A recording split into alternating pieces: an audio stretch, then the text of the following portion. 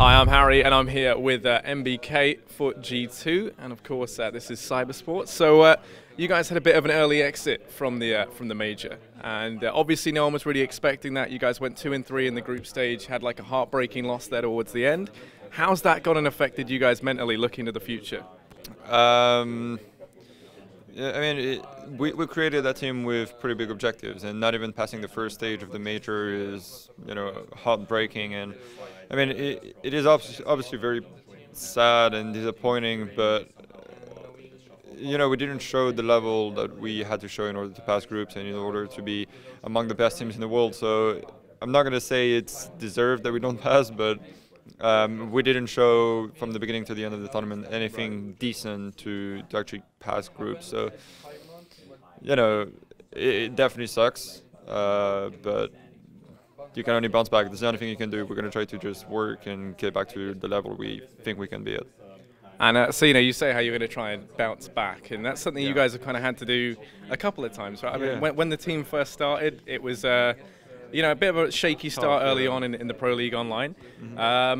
Then you guys went to tour. Obviously, you won that. That was a good event for you, and that somewhat kick-started a bit of a resurgence, right? Yes. Do you think you guys now can take this loss and instead of dwelling on it for too long, do you think you're going to now look to the future? And do you think, in a lot of ways, it could maybe make G2 better?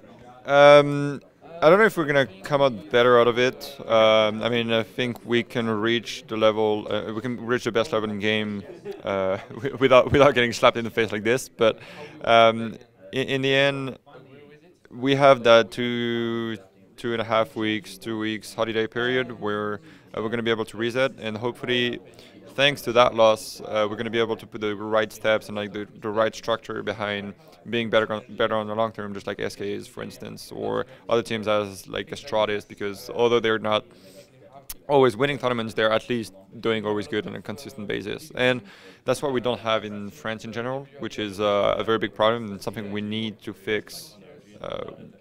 With the country as a whole and with the mentality of the players, because that, like, the bottom line is each player is a big part of a team, and you have to have each player in the right mentality in order for the whole team and the whole country then in general to move forward and be better. So I think it's a deep problem that we have within the players in the French scene, and it takes structure to fix that and to really move forward and really fix the problems on the long term. So yeah, it's going to take some time. I don't know if it's going to be the one thing that is going to make magic happen in France, but definitely there are things to look forward in the future, because that cannot be our real level. Like, we need to be better than that. Well, yeah, because on theory, G2 is, in theory, G2 is one of the best teams ever created in France, right? I mean, you guys have, star AWPers, players, almost everyone, with the exception of Body, who's had like a major title at some point in their career, now on the same team.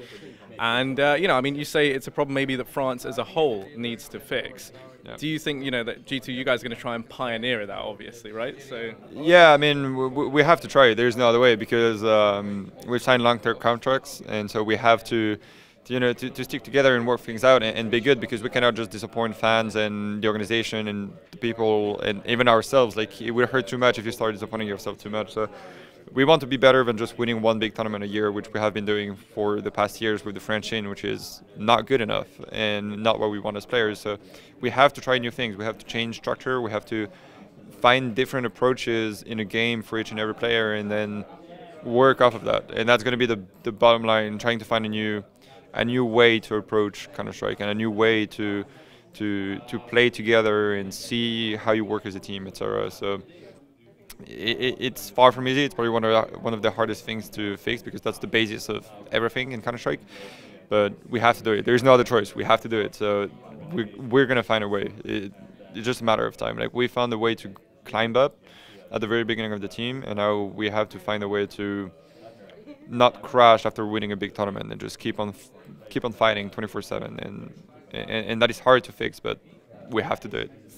And one of the men, who could really help you with that is Smiths, right? And he's now in that coaching role. And I've always been curious, how has that kind of affected the team? Because obviously he went from being someone who was kind of on the ground with you guys playing it, and so he has a really good insight into what it's like now, in 2017, and how esports has progressed, is that something that's really kind of helping you guys get back on track, having him in that coaching role?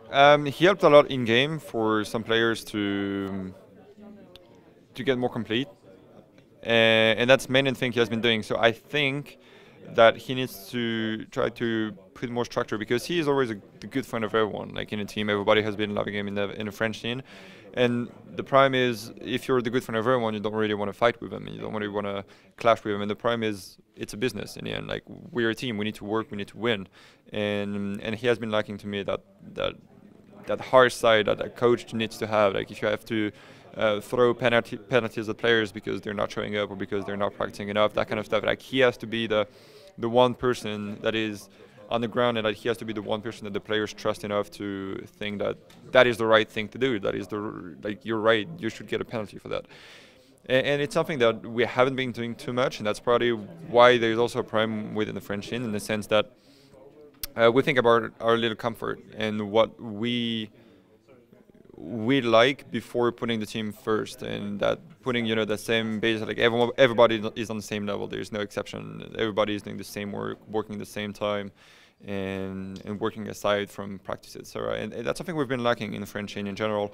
So we need to find, and he needs to be one of the person that is pushing that basis, that is really drawing the line on staying together as a group and doing the right things as a group. And that's, again, what we've been lacking with the French teams in general.